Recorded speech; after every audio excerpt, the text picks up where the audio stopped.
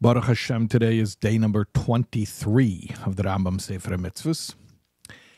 And we are learning again the same mitzvah that we've been learning, positive commandment number 5, the biblical obligation to serve Hashem through prayer.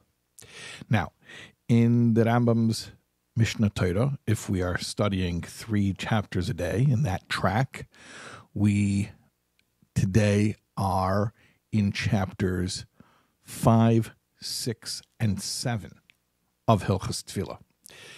And I wanted to bring out something interesting that one would find in those chapters today.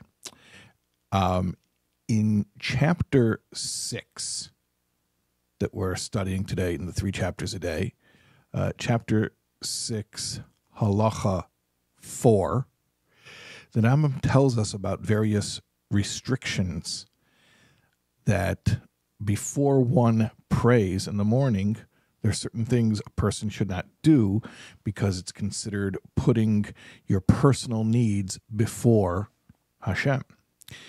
And one of those things is eating. The Rambam says, chapter 6, Halacha 4, that it is forbidden to eat anything until after one prays. First, take care of your duty to pray, then go and take care of your personal needs to eat. And it sounds like a very open and shut case. However, if you'll remember something that you learned in the previous chapter, if you're studying those 3 chapters a day, in chapter 5, Halacha 2, the Rambam tells us something very interesting. He says that when you pray, you have to be strong and strong enough to focus and to have kavanah, to have concentration on your prayers.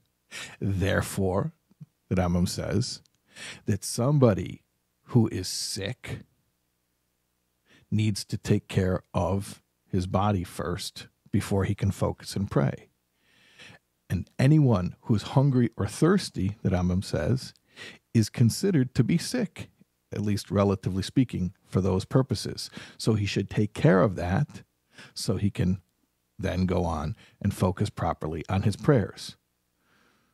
So based on this, what it really means when the Rambam says don't eat before davening, what he means is that don't eat for, obviously not for the sake of eating, because a Jew is never allowed to eat just for the sake of eating. But he's saying don't go and eat your main meal and become satiated before you daven. That can be taken care of after you daven. But yes, by all means, eat what you need to eat in order to have the ability to settle and to focus on your prayer without any distraction whatsoever of having to think about when you're going to be able to eat. And in this context, I want to share with you a very well-known story of the Rebbetzin Rivka, who was the wife of the Rebbe Maharash, the 4th Rebbe of Chabad. She was a very pious woman. She used to daven a lot. And at one point, she was not well, and the doctor prescribed medicine that had to be taken in the morning. But it had to be taken on a full stomach. So she had a little bit of a dilemma because on one hand, she has to take the medicine first thing in the morning. On the other hand, she has to take the medicine with food, but she didn't want to eat first thing in the morning. She wanted to first pray and then eat and take the medicine. So what did she do? She came up with a little trick. She said, well, the doctor said to take the medicine first thing in the morning, but I want to daven first. So what did she do? She got up earlier than she normally would get up so that she would be able to finish davening at the same time, which would normally be the time that she would wake up. So first thing in the morning became actually after she had davened already by getting up earlier than the time she normally got up. You follow? Anyways, her father-in-law, the Tzemach Tzedek, the 3rd Rebbe of Chabad, found out what she was doing. And he told her very earnestly, this is not the proper way just not the proper way. He told her, get up at the normal time that you used to normally get up, eat something, take your medicine, and then after you've taken care of that, then go pray. Pray afterwards. And he explained to her, it's better to eat in order to pray than to pray in order to eat. In other words, how do you really prioritize prayer?